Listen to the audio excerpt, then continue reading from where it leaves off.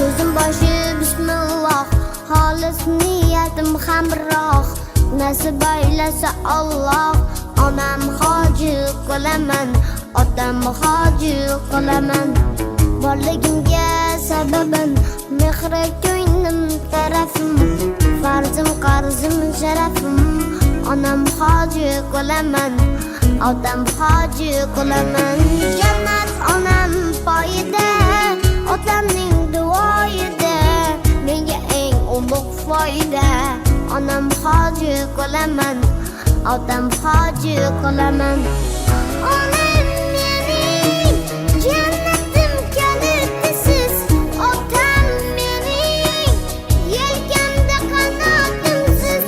Onam mening jannatim kalitisiz, otam mening yelkamda qanotimsiz.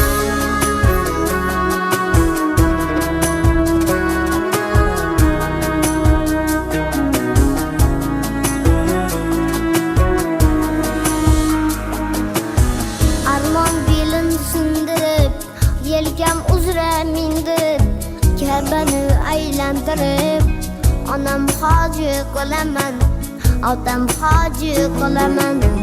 Dunyodagi ishim shu, bolalik xohishim shu, eng shirin tashvishim shu. Onam hoji qilaman, otam hoji qilaman. Jannat onam poyida, otamning duoyida, menga eng ulug' foyda. Onam hoji qilaman, otam hoji qilaman. Onam